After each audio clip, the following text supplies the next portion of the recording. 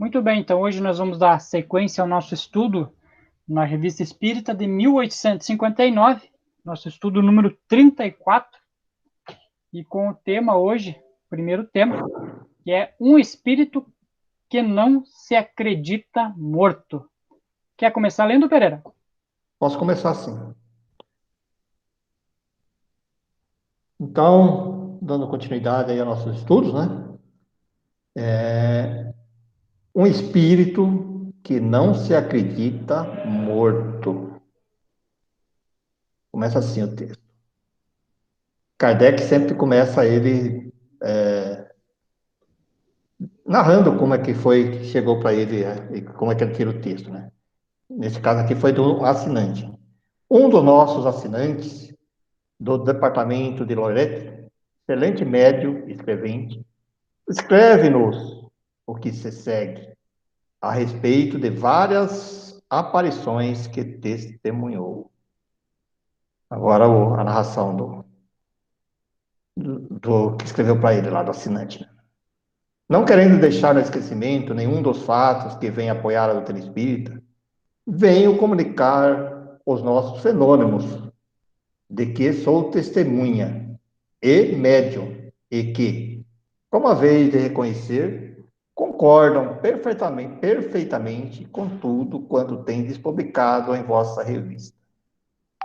A propósito dos diversos estados do espírito, depois que se separa do corpo, há cerca de 6 meses eu me ocupava de comunicações espíritas com várias pessoas, quando me veio a ideia de perguntar-se se entre os assistentes havia um médium vidente. O espírito respondeu afirmativamente e designou-me e acrescentou: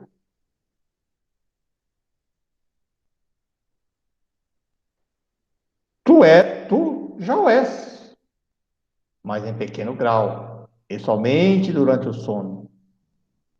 Mais tarde, teu temperamento se modificará de tal maneira que te tornarás um excelente médium vidente. Mas pouco a pouco e, a princípio, apenas durante o sono. Isso o espírito respondeu para ele, né, quando ele fez a pergunta. No decorrer desse ano, experimentamos a dor de perder 3 de nossos parentes. Um deles, que era meu tio, apareceu-me em sonho, algum tempo depois de sua morte.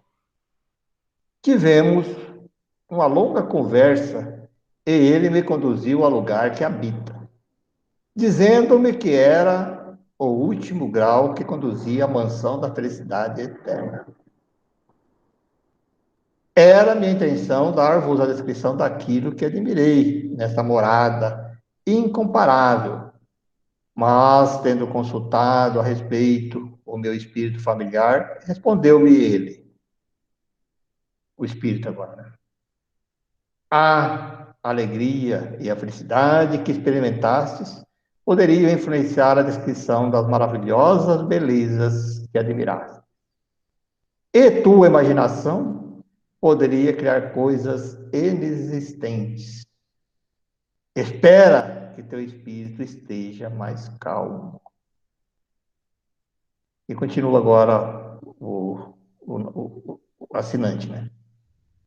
Detenho-me, então, em obediência ao meu guia, ocupando-me apenas de 2 outras visões mais positivas. Relatarei somente as últimas palavras de meu tio. Após haver admirado aquilo que me era permitido ver, ele me disse: agora vais retornar à terra. Supliquei-lhe que me concedesse mais alguns instantes. E ele respondeu: não, são 5 horas. Deves retornar ao curso de sua existência. No mesmo instante, despertei ao som da batida de 5 horas do meu relógio. Minha segunda visão foi a de um dos 2 outros parentes mortos durante o ano. Tratava-se de um homem virtuoso, amável, bom pai de família, bom cristão e, embora doente desde muito tempo, morreu quase subitamente e talvez no momento em que menos esperava. Seu semblante tinha uma expressão indefinível, séria, triste e, ao mesmo tempo, feliz. Disse-me o Espírito: espio minhas faltas. Tenho, porém, um consolo, o de ser o protetor de minha família. Continuo a viver junto à minha mulher e meus filhos. E lhes inspiro bons pensamentos. Orai por mim. A terceira visão é mais característica e me foi confirmada por um fato material. É a do terceiro parente. Era um homem excelente, posto que vivaz, encolerizado, imperioso com os criados e, acima de tudo, apegado desmedidamente aos bens desse mundo, além de cético. Ocupava-se desta vida mais do que a vida futura. Algum tempo depois de sua morte, veio a noite e se pôs a sacudir as cortinas com impaciência, como para me despertar. Como lhe perguntasse se era realmente ele, respondeu-me o Espírito. Agora responde: sim, vim procurar-te, porque és a única pessoa que pode responder-me. Minha esposa, meu filho partiram para Orleans. Quis acompanhá-los, mas ninguém quer obedecer-me. Disse a Pedro que fizesse minhas malas, mas ele não me escuta. Ninguém me dá atenção. Se pudesse vir, atrelar os cavalos na outra carruagem e providenciar a minha equipagem, prestar-me-ias um grande serviço, pois eu poderia ir reunir-me com a minha esposa em Orleans. Mas não podes fazer tudo. Aí ele pergunta para o Espírito: mas não podes fazê-lo tu mesmo? Não, não consigo levantar nada. Depois do sono que experimentei durante a doença, estou completamente mudado. Não sei mais onde me encontro. Tenho pesadelos. E aí ele pergunta para o Espírito: de onde vens? De B. Do castelo? Não. Respondeu-me com grito de horror, levando a mão à fronte. Venho do cemitério, caro amigo, dizer a todos meus parentes que orem por mim, porque sou muito infeliz. A estas palavras, fugiu e eu perdi de vista. Quando veio me procurar e sacudir as cortinas com impaciência, seu rosto exprimia terrível alucinação. Ao lhe perguntar como foi capaz de sacudir as cortinas, logo que ele me dizia nada poder levantar, respondeu-me bruscamente: com meu sopro. No dia seguinte, fiquei sabendo que sua viúva e seu filho havia realmente partido para Orleans. Esta última aparição é notável pela ilusão que leva certos espíritos a se crerem ainda vivos e, sobretudo, porque, no presente caso, essa ilusão prolongou-se por muito tempo, mais tempo do que em casos análogos.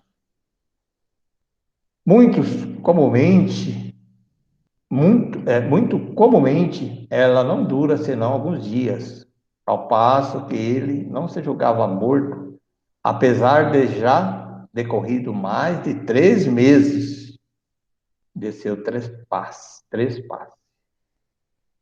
Aliás, a situação é perfeitamente idêntica à que observamos muitas vezes. Ele vê tudo como se estivera vivo. Quer falar e se surpreende por não ser ouvido. Ocupa-se ou julga ocupar-se com suas tarefas habituais. A existência do perispírito é aqui demonstrada de maneira admirável, abstração feita da visão. Desde que se vê vivo, é que vê um corpo semelhante ao que deixou. Esse corpo age como teria agido o outro. Para ele, nada parece ter mudado. Apenas ainda não estudou as propriedades de seu novo corpo. Julga-se denso e material, como o primeiro, e espanta-se porque não pode levantar. Entretanto, em sua situação, percebe algo de estranho, que não compreende. Supõe-se dominado por um pesadelo. Toma a morte por um sono, é um estado misto entre a vida corporal e a vida espírita. Estado sempre penoso e cheio de ansiedade, que tem um pouco de ambas as vidas.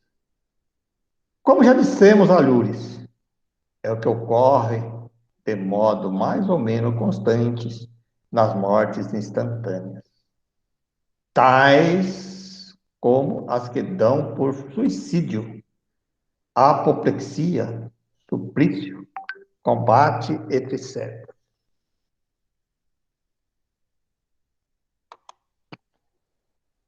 Sabemos que a separação entre o corpo e o perispírito se opera gradualmente e não de modo brusco. Começa antes da morte, quando esta sobrevém pela extinção natural das forças vitais, seja pela idade, seja pela doença, sobretudo nas pessoas que têm vida, que em vida pressente seu fim e em pensamento se identificam com a existência futura, de tal sorte que, ao exalar o último suspiro, a separação é mais ou menos completa. Quando a morte surpreende um corpo cheio de vida, a separação não começa senão nesse momento, para acabar pouco a pouco. Enquanto existir uma ligação entre o corpo e o espírito, este estará perturbado e, caso entre bruscamente no mundo do espírito, experimentará um sobressalto que não lhe permitirá reconhecer imediatamente a sua situação, bem como as propriedades do seu novo corpo. É necessário ensaiar de alguma maneira, e é isso que faz pensar que ainda pertence a este mundo. Além das circunstâncias da morte violenta, há outras que tornam mais tenazes os laços entre o corpo e o espírito, porque a ilusão de que não falamos observa-se igualmente em certos casos de morte natural. É quando o indivíduo viveu mais a vida material que a vida moral. Concebe-se que o seu apego à matéria o retém ainda depois da morte, prolongando, assim, a ideia de que nada mudou para ele. Tal é o caso da pessoa de quem acabamos de falar. Notemos a diferença existente entre a situação desse indivíduo e do seu segundo parente. Um ainda quer mandar, julga necessitar de suas malas, de seus cavalos, de sua carruagem, para ir ao encontro da esposa. Ainda não sabe que, como espírito, pode fazê-lo instantaneamente, ou, melhor dizendo, Seu perispírito ainda é tão material que ele se julga submetido a todas as necessidades do corpo. O outro, que viveu a vida moral, que tinha sentimentos religiosos, que se identificou com a vida futura, embora surpreendido de modo mais inesperado que o primeiro, já estava desprendido. Diz que vive no meio da família, mas sabe que é um espírito. Fala à esposa e aos filhos, mas sabe que o faz pelo pensamento. Uma palavra, já não tem ilusões, ao passo que o outro ainda se acha perturbado e angustiado. De tal forma, possui sentimentos da vida real, que viveu a esposa e o filho, que partiam como realmente partiam no dia indicado. Fato ignorado pelo parente a quem apareceu. Notemos, além disso, uma expressão muito característica de sua parte, que bem descreve a sua posição. A pergunta: de onde vens? Respondeu inicialmente pelo nome do lugar que habitava. A seguir a essa outra pergunta: do castelo? Não, venho do cemitério. Respondeu com pavor. Ora, isto prova uma coisa, que não sendo completo o desprendimento, uma espécie de atração ainda existia entre o espírito e o corpo, que o levou a dizer que vinha do cemitério. Mas nesse momento, parece que começou a compreender a verdade. A própria pergunta parece colocá-lo no caminho, chamando-lhe atenção para seus despojos. Daí porque pronunciou a palavra cemitério com pavor. Os exemplos dessa natureza são muito numerosos. Um dos mais admiráveis é do suicida da Samaritana, que referimos no nosso número de junho de 1858. Evocado vários dias após a sua morte, esse homem também afirmava estar ainda vivo, embora dissesse: entretanto, sinto os vermes a me corroerem. Como fizemos observar em nosso relato, não se trata de uma lembrança, desde que, em vida, não era corroído pelos vermes.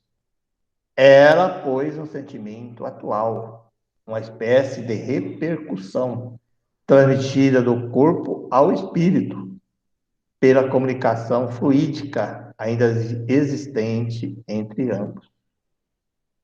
Esta comunicação nem sempre se traduz da mesma maneira, mas é sempre mais ou menos penosa, como se fora um primeiro castigo para aquele que, em vida, se identificou demasiadamente com a matéria. Que diferença da alma? Que diferença da calma, da serenidade, da suave quietude dos que morrem sem remorso, com a consciência de terem bem empregado o seu tempo de estágio na terra, dos que não deixaram dominar pelas paixões. A passagem é curta e sem amargura. A morte para eles é o retorno do exílio, a pátria verdadeira. Haverá nisso uma teoria, um sistema? Não. É o quadro que nos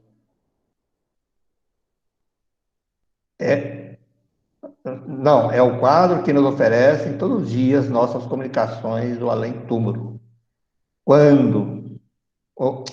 Um quadro cujos aspectos variam ao infinito, e onde cada um pode colher um ensinamento útil, porque encontra exemplos que pode aproveitar caso se dê ao trabalho de consultá-los.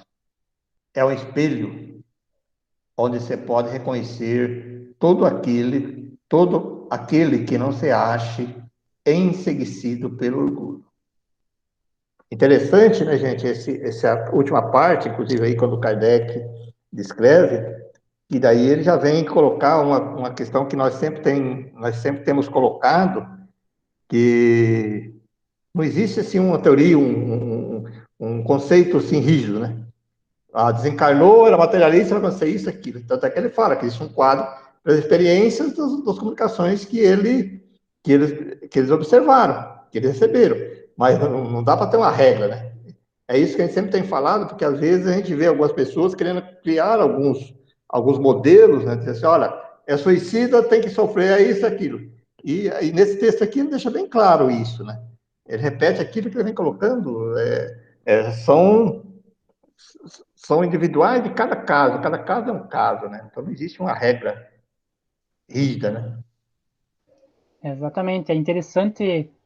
Eu, como sou o cinéfilo, né, eu gosto sempre de fazer uns paralelos com os filmes que o pessoal traz essa realidade, né? E um filme bem interessante que trata bem certinho sobre essa questão de estar morto, mas não se sentir morto, é o filme Sexto Sentido. Quem já assistiu vê, né, que o psicólogo, né, o psiquiatra lá, ele acha que, na verdade, ele está tratando o menininho que é médium, né?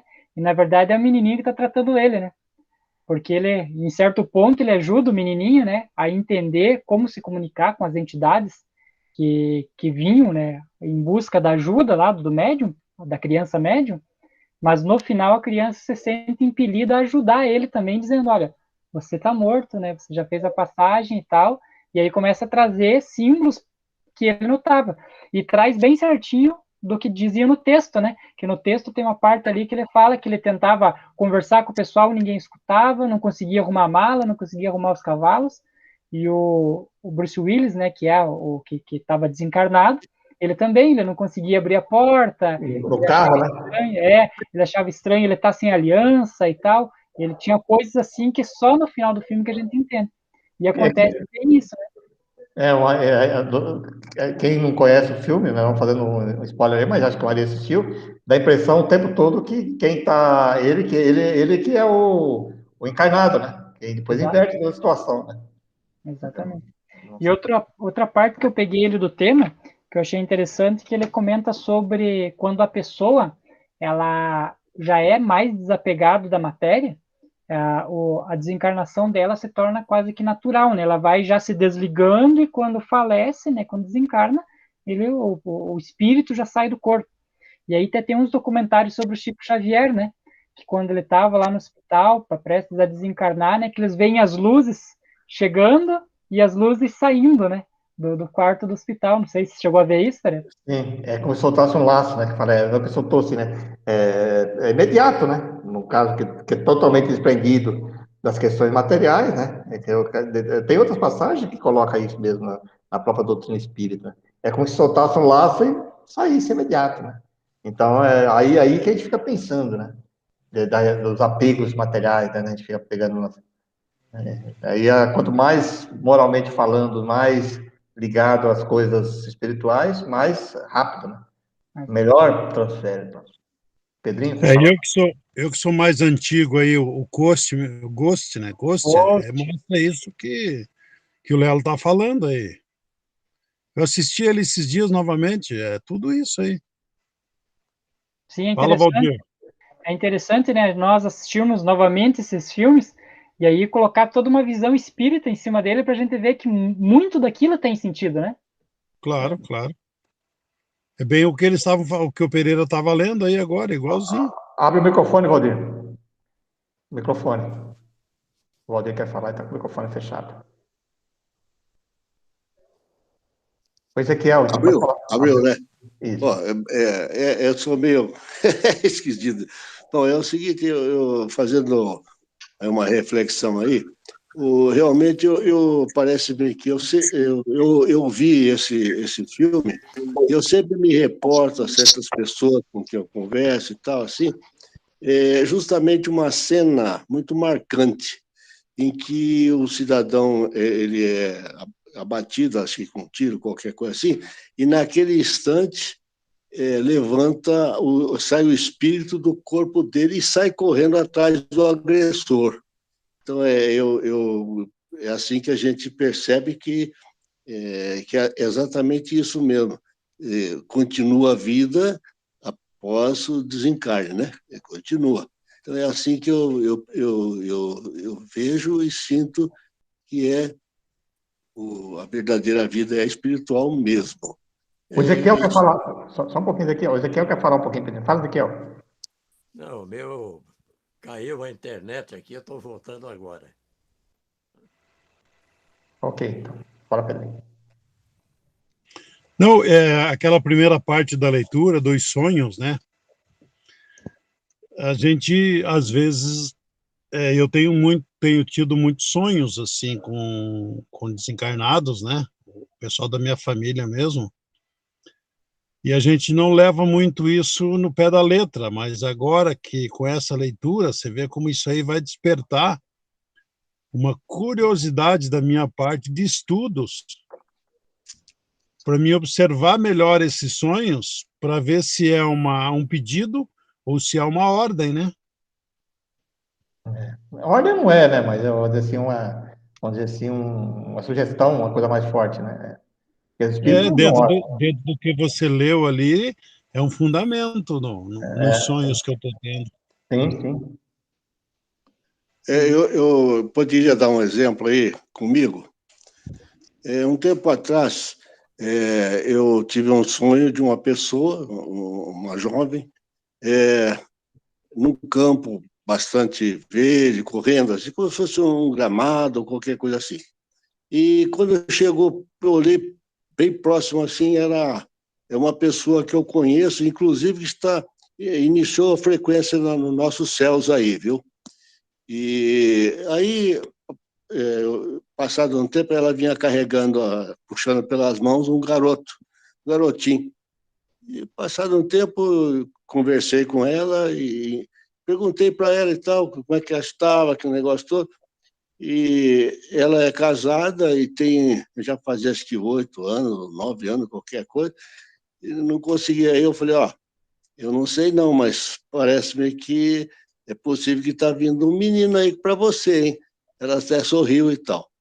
Mas aí ela me falou logo em seguida, uma semana depois, que ela esteve na casa dos pais dela, lá em Santa Catarina, acho que não me lembrei que é São Joaquim, parece que é de lá, e a mãe dela teve um sonho quase que igual a mim, e contou para ela, e nenhuma sabia de uma da outra, né, aqui. E realmente agora participou, não faz muito tempo, que ela está grávida, né, e que vem um garoto, que ela já vai pôr o nome de Pedro, né, e parece que vai ser agora no meio do final de maio. Oi? Oi? Aí sim, eu boa não ouvi. escolha.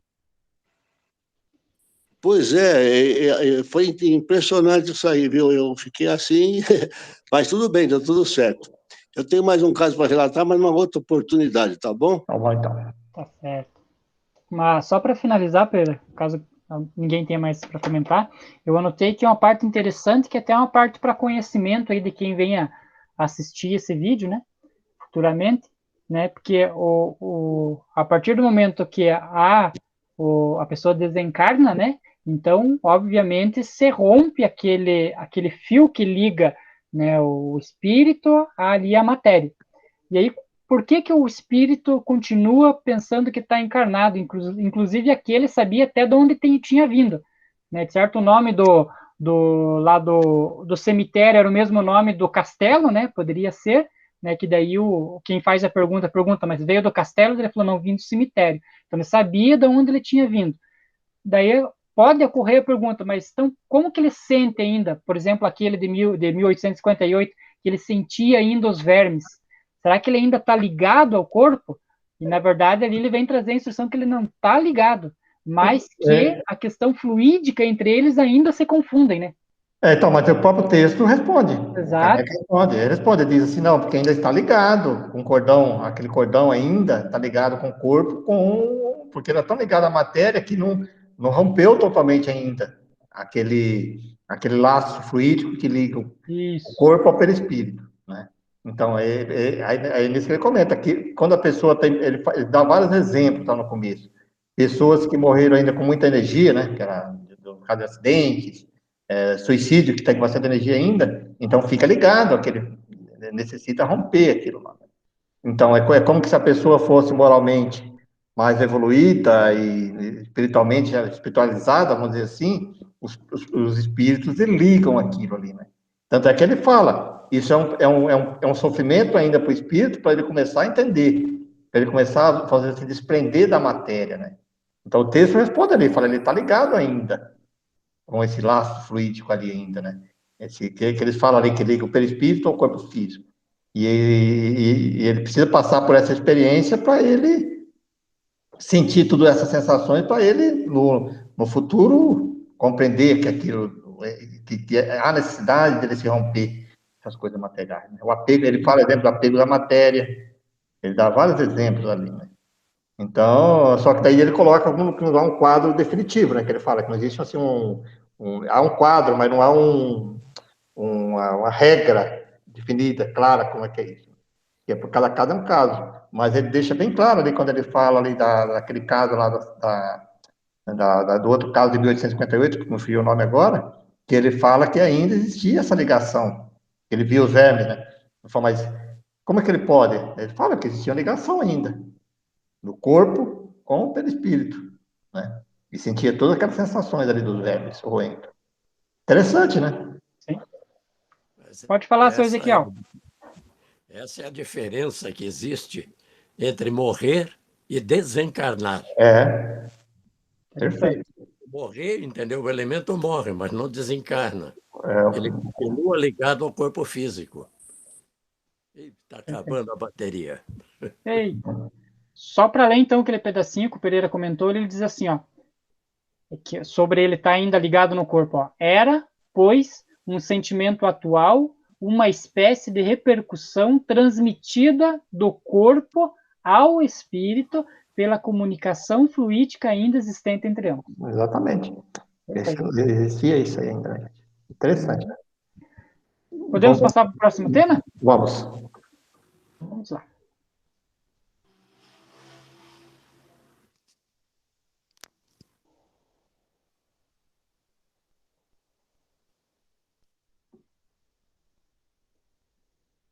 Eu continuo lendo? Pode continuar, Pereira. Doutrina da reencarnação entre os hindus. Nota comunicada à sociedade pelo senhor Tug. Então vamos lá. Geralmente se pensa que os hindus só admitem a reencarnação como expiação. Segundo eles, a reencarnação só se daria em corpos animais. No entanto, as linhas que se seguem, extraídas da viagem da senhora Ida Pitfire, parece provar que, a tal respeito, os indianos têm ideias mais sadias. Dizia a senhora Pitfire, em geral, as meninas ficam noivas com 1 ano de idade. Se o noivo vem a morrer, ela é considerada viúva, ficando impedida de casar-se. A viuvez é reputada como uma grande infelicidade. Pensam eles que isso se deve à posição das mulheres, cuja conduta não foi irrepreensível numa vida anterior. Malgrado a importância que não se pode recusar a estas. Então, tem uma coisa na frente, estas últimas palavras forçoso a reconhecer que entre a mentepsicose dos hindus e a doutrina admitida pela Sociedade Parisiense de Estudos Espíritas, há uma diferença capital. Citemos aqui o que diz Zimmermann sobre a religião hindu. No diário da viagem Taxebuch der Reisen. O fundo dessa religião é a crença num ser primeiro e supremo, na imortalidade da alma e na recompensa à virtude. O verdadeiro e único Deus se chama Brahma, o qual não deve ser confundido com Brahma, criado por ele. É a verdadeira luz, que é a mesma, eterna, bem-aventurada em todos os tempos e lugares. Da essência imortal de Brahma, emanou a deusa Bravani, isto é, a natureza. É uma legião de 1.180.000 de espíritos, entre esses espíritos há 3 semideuses, ou gênios superiores: Brahma, Vishnu e Shiva, a trindade dos hindus. Durante muito tempo, a concórdia e a felicidade reinaram entre os espíritos. Mais tarde, porém, eclodiu uma revolta entre eles, e vários se recusaram a obedecer. Os rebeldes foram precipitados do alto dos céus, no abismo das trevas. Deu-se, então, a mentepsicose. Cada planta, cada ser foi animado por um anjo decaído. Esta crença explica a bondade dos hindus para com os animais. Consideram-nos como seus semelhantes e não querem matar nenhum. Somos induzidos a crer que não foi senão a ação do tempo que levou tudo quanto existe de bizarro nessa religião, mal compreendida e falseada na boca do povo, a descer a posição de insana charlatanice. Basta indicar os atributos de alguns de suas principais divindades para explicar o estado atual de sua religião. Eles admitem 333 milhões de divindades inferiores. São as deusas dos elementos, dos fenômenos da natureza, das artes, das doenças, etc. Além disso, há os bons e os maus gênios. O número dos bons ultrapassa o dos maus em 3 milhões. O que é extremamente notável, acrescenta Zimmermann, é que não encontra entre os hindus uma única imagem do Ser Supremo. Parece-lhes demasiado grande, dizem. Demasiado grande. Dizem que toda a terra é o seu templo. E o adoram sobre todas as formas. Assim, conforme os hindus, as almas tinham sido criadas felizes e perfeitas, e sua decadência resultou de uma rebelião. Sua encarnação no corpo de animais é uma punição. Conforme a doutrina espírita, as almas foram e ainda são criadas simples e ignorantes. É pelas encarnações sucessivas que chegam, graças a seus esforços e a misericórdia divina, a perfeição que lhes proporcionará a felicidade eterna. Devendo progredir, a alma pode permanecer estacionária durante um período mais ou menos longo, mas não retrógrada. O que adquiriu em conhecimento e em moralidade não se perde. Se não avança, também não recua. Eis porque não pode voltar a animar os seres inferiores à humanidade. Ô, Pereira, desculpa, eu vou ter que sair um instantinho, viu? Desculpe vocês aí. Desse modo, a mente psicose dos hindus está fundada sobre os princípios da degradação das almas. A reencarnação, segundo os espíritos, está fundada no princípio da progressão contínua. Segundo os hindus, a alma começou pela perfeição para chegar à abjeção. A perfeição é o começo e a abjeção o resultado. Conforme os espíritos, a ignorância é o começo, a perfeição o objetivo. E o resultado, objetivo e resultado.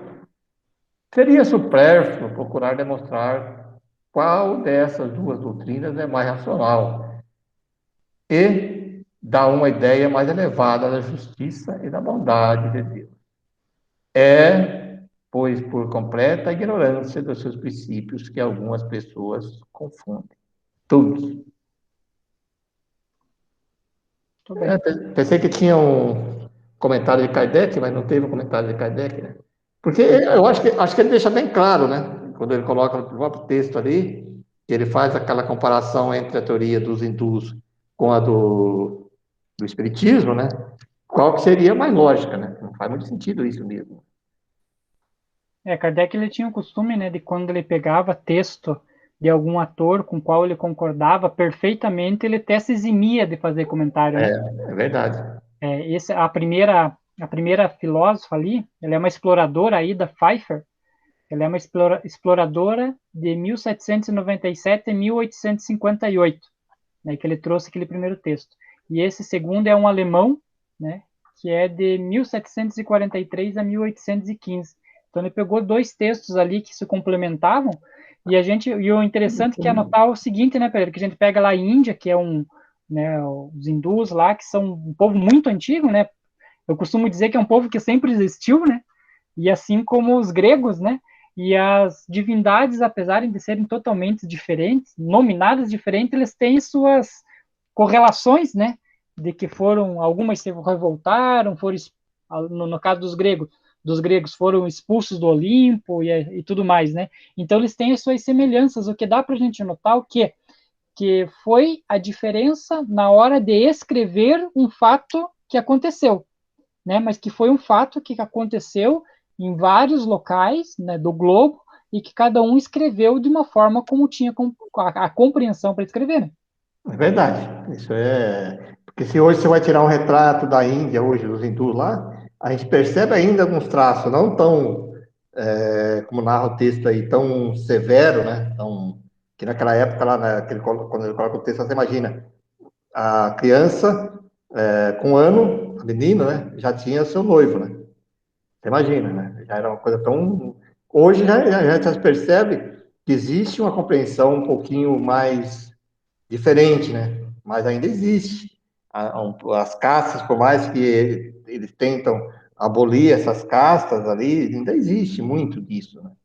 Quer dizer, ainda não está totalmente enraizado, né? Eles trazem vamos dizer assim, essa sintonia muito forte com as entidades espirituais e com os animais, aquele respeito à vaca lá, que não mata dos animais, né? Na carne e tudo. Né? Mesmo hoje, com toda a modernidade, eles não perderam totalmente isso ainda. Né? Quer dizer, como é que demora isso? Né? Quanto tempo nós estamos falando? Né? E muitos anos ainda continua ainda. Né? Fala, Pedro.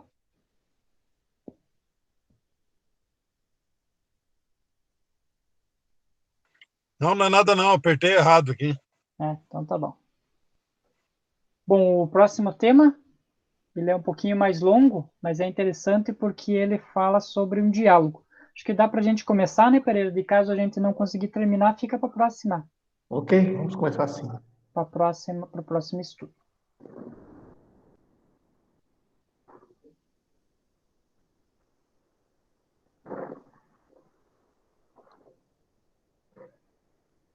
Então, ele vai. Agora aquilo que nós falamos, né? Lembra que nós falamos assim?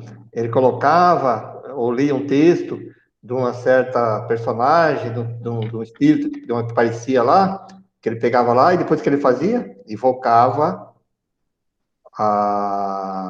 aquela personagem dali. No caso aqui, olha aqui, ó, já coloca lá a senhora Ida Pfeiffer, lá, Pfeiffer, que foi aquela uma que ele colocou no texto anterior, né? Você vê com Kardec que ele queria saber como é que era isso, né?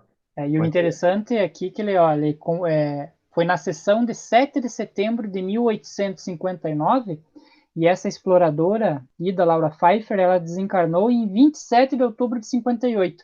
Então, menos de um ano, ele já chamou ela para dar uma explicação ali. Então ele sempre fazia assim, né? Ele não tinha isso. Foi, aconteceu lá e tal, vamos conversar. Foi que nós falamos lá naquela do cemitério lá, né? Que nós agora há pouco eles falavam, vou invocar o entidade para saber o que tem de verdade nisso, como é que foi isso, né? Então, vamos ao texto.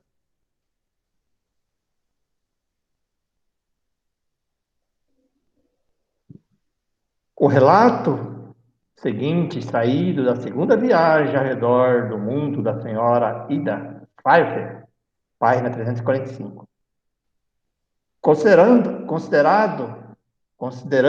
que estou a falar de coisas muito estranhas, é preciso que faça menção de um acontecimento enigmático que passou há vários anos em Java e que causou tanta sensação que chegou ao ponto de chamar a atenção do governo. Na residência de Xerem havia uma casinha na qual, segundo dizia o povo, apareciam espíritos. Ao anoitecer, choviam pedras de todos os lados, no quarto e por todos os lados cuspiam siris. Só para entender, né, que os javaneses, né, mas continuamente, e que da boca da saliva, a cor de sanguel, que eles falavam que era o siri, isso aí. Né? Tanto as pedras quanto as cuspinhadas caíam muito perto das pessoas que se encontravam no aposento, sem, contudo, atingi-las ou feri-las. Parece que tudo se dirigia principalmente contra uma criança. Tanto se falou desse caso inexplicável que o governo holandês finalmente encarregou um oficial superior de sua confiança para o examinar. Esse postou em torno da casa homens seguros e fiéis, com a ordem de não permitirem a entrada ou saída de quem quer que fosse. Examinou tudo escrupulosamente e, tomando em seu colo a criança designada, sentou-se no quarto fatal. Ao anoitecer, como de costume, começou a chuva de pedras e de siri. Tudo caía perto do oficial e da criança, sem os atingir. Examinaram novamente cada recanto, cada buraco, mas nada descobriu. O oficial não compreendeu patavina. Mandou reunir as pedras, marcá-las e escondê-las num local bem afastado. Foi tudo em vão. As mesmas pedras caíram novamente no aposento, à mesma hora. Finalmente, para pôr termo a essa história inconcebível, o governador mandou demolir a casa, né? Interessante, né? As pessoas que colheu esse fato em 1853 eram a mulher verdadeiramente superior, não tanto por sua instrução e talento, senão pela incrível energia de seu caráter. A parte essa ardente curiosidade e essa coragem indômita que dela fizeram a mais extraordinária viajante que jamais existiu, a senhora Pfeiffer. Nada tinha de excêntrico. Era mulher de uma piedade suave e esclarecida, tendo dado inúmeras provas de estar longe de ser supersticiosa. Comprometeu-se a só contar aquilo que ela mesma tivesse visto ou obtido de fonte segura. Ver a revista de Paris de 1º de setembro de 1056 e o dicionário dos contemporâneos de Vapereau. Então, aí agora ele faz a invocação, como é que ele fazia sempre, né? E aí ela responde, eis-me aqui. Aí o Kardec continua. Estais surpreendida com nosso apelo e por vos encontrardes entre nós? Estou surpreendida com a rapidez de minha viagem. Como fostes prevenidas de que desejaríamos falar convosco? Fui trazida aqui sem de nada suspeitar. Entretanto, deverias ter recebido uma... Perdi aqui. Entretanto, devias ter recebido um aviso qualquer. Um arrastamento irresistível. A quinta. Onde estáveis quando vos chamamos? Junto a um espírito que tem a missão de guiar. Sexta. Tivesses consciência dos lugares que atravessáveis para vir até aqui, ou aqui vos encontrastes subitamente sem transição? Subitamente. Sois feliz como espírito? Sim. Mais feliz do que isso é impossível. De onde vinha esse gosto pronunciado pelas viagens? Responde. Eu havia sido marinheiro, uma vida precedente. E o gosto que adquiri pelas viagens naquela existência refletiu-se nesta malgrado o sexo que havia escolhido para subtrair a isto. Olha que interessante já essa pergunta, né? Quer dizer, mesmo fala que numa vida antecedente ela era homem e agora veio como mulher, né? Na última. Vamos lá, continuando. Então, Kardec faz a 9ª pergunta. Essas viagens contribuíram para o vosso progresso como espírito? Responde. Sim, porque as fiz com espírito de observação, que me faltou na existência precedente, onde não me ocupava senão do comércio e das coisas materiais. É por essa razão que imaginava avançar mais em uma vida sedentária. Mas Deus, tão bom e tão sábio em seus desígnios, que não podemos penetrar, permitiu-me utilizar minhas inclinações em favor do progresso que eu havia solicitado.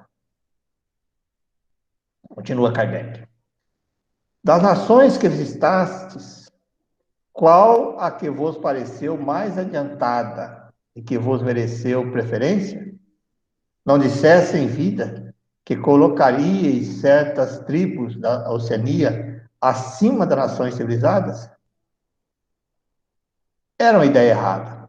Hoje prefiro a França, pois compreendo a sua missão e antevejo o seu destino.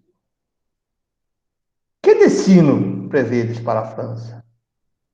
Não vos posso dizer o seu destino, mas sua missão é espalhar o progresso, as luzes por conseguinte, o espiritismo verdadeiro. Em que vos pareciam os selvagens da Oceania mais adiantados do que os americanos? A parte os vícios vinculados à vida selvagem, neles encontrará qualidades sérias e sólidas que não encontrei nos outros. Confirmai o fato que teria passado em Java, que está relatado em uma de vossas obras? Confirmo, em partes. O caso das pedras marcadas e lançadas novamente merece explicação. Eram pedras semelhantes, mas não as mesmas. O que atribui esse fenômeno? Não sabia a que atribuí-lo. Eu me perguntava se, de fato, o diabo existia, respondendo a mim mesma: não. Agora que podeis compreender a causa, poderia dizer de onde vinham essas pedras? Eram transportadas ou fabricadas especialmente pelos espíritos? Eram transportadas. Para eles é mais fácil trazê-las do que aglomerá-las. E de onde provinha aquele espírito? Era feito por eles? Sim, era mais fácil. Além disso, inevitável, pois que lhes seria impossível encontrá-los já preparados. Qual era o objetivo dessas manifestações? Como sempre, chamar a atenção e fazer constatar um fato do qual deveria falar e procurar explicação. Observação. Alguém faz observar que tal constatação não poderia levar a nenhum resultado sério entre aqueles povos, mas respondem que há um resultado real. Pelo relato, testemunho da senhora Pfeiffer, o mesmo chegou ao conhecimento dos povos civilizados, que o comentam e tiram consequência. Aliás, os holandeses é que foram chamados para constatá-lo. Tem bastante ainda, Léo? Nós poderíamos.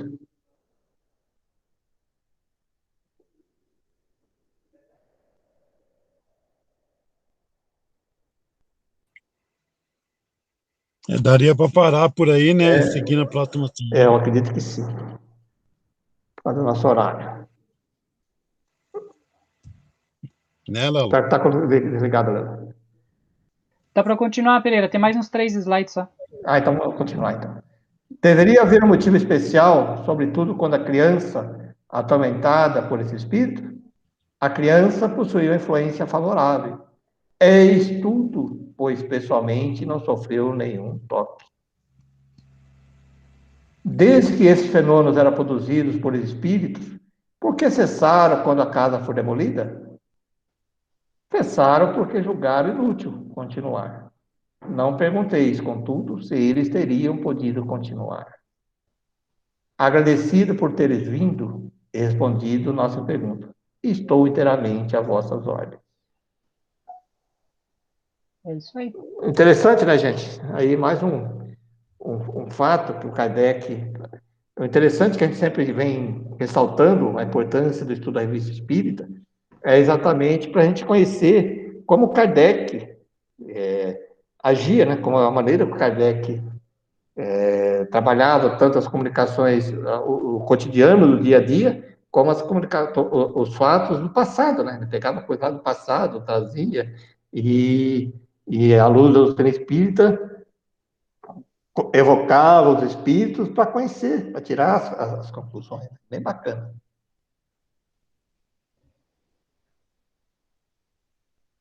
Podemos encerrar, então? Podemos? Bom, então vamos agradecer a todos os amigos espirituais que estiveram conosco nesta tarde, nos intuindo, nos ajudando, aos nossos benfeitores pessoais, aos benfeitores da nossa casa, a Sociedade Espírita, Obreiros do Senhor, que sempre estão conosco. Então, assim, agradecemos por mais essa oportunidade que tivemos nessa tarde de estudo, aonde, pouco a pouco, vamos nos aprofundando e conhecendo cada vez mais a doutrina espírita. Obrigado. Obrigado a Jesus, obrigado a todos. E na próxima semana estaremos de volta aqui, nesse mesmo horário, para mais um estudo da Revista Espírita. Assim seja.